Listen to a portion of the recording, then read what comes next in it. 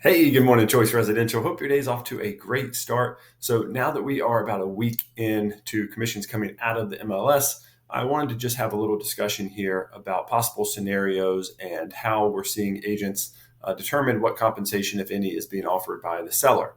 So when you get ready to schedule a showing, buyer wants to see a property, chances are you will reach out to the listing agent and ask them if the seller is offering compensation, and if so, how much. There are a few possible responses you might get once you ask that question.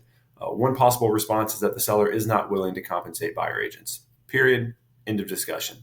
Another option might be that this agent says the seller is willing to offer compensation, but you'll need to send us over Form 220 to let us know what compensation you're seeking. So, in other words, the seller has not preset an amount of compensation, but they are willing to compensate buyer agents. And then the third option, or third likely option, is that the seller and listing agent may have preset a predetermined amount of buyer agent compensation, in which case they would just tell you that. Now, again, just to reemphasize, there are firms already taking the position of they will not let their agents take compensation and pay buyer agent compensation through the firm, meaning that when you ask that question to agents at firms like that, the response will likely be either that the seller is not going to offer compensation to a buyer's agent, or that they will offer compensation, but they have not set a predefined amount. So just know that those are kind of the three options on what responses you may get when you reach out to the agent. Now, it's also possible that you're not able to connect with the agent before actually showing the home. And so your buyer may have a couple of different feelings about that. The first kind of way that could play out is that you simply just go show the home. And if the buyer decides they like it, no problem. You just are going to write up Form 220 and you're going to send it over to the listing agent with what you're expecting to be paid. If you don't know whether or not the listing agent has collected compensation through their listing agreement, then you don't exactly know which box to check on Form 220. So, in the absence of having that information, my advice to you is to just check the box that the seller is going to be paying the compensation, put your compensation in there, and send that over to the listing agent along with bulleted terms that you would be presenting in your offer. Another option would be to send over a completed offer with Form 220, but do not have the buyer sign it.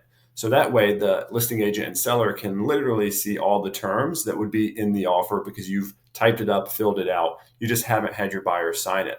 So you could send those over and ask that the listing agent and seller sign that compensation agreement. They may either sign it as it is, they may negotiate it with you. However that plays out is fine. That's what will happen there. But it is possible that a buyer could not want to go see a home if they don't know beforehand if the seller is going to be willing to offer compensation or not. That's certainly their right. But what I would encourage you to do is then enter into a conversation with that buyer and say, hey, we don't know if they're willing to do it. I haven't been able to get in touch with the listing agent, so we just don't know. The listing agent hasn't provided any other form of communication to let us know. So we don't know if the seller is going to pay compensation or not. But my advice to you, Mr. and Mrs. Buyer, is that we go look at the home. And if it's a good fit for you, we will go through the process of requesting that the seller pay it. If they refuse to, then we just negotiate terms that would work for you, including seller paid concessions to cover the compensation. And if we can't come to terms, then so be it. That's always a risk with any home we go see, is that we may not be able to come to terms with the seller. This is no different. So I would encourage you to have that kind of conversation, because buyers are going to need to get comfortable with the possibility of seeing a home and not knowing yet if the seller is going to pay that compensation.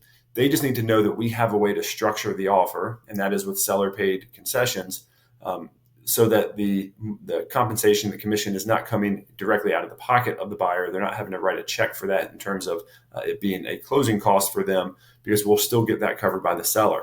If the seller refuses to negotiate in such a way that it works out for the buyer, then you may just have to move on. But again, I want to reiterate that has always been the case, that it's possible we just can't come to terms with a seller. So I just wanted to talk through kind of what the way that may play out now that we're not seeing compensation in the MLS.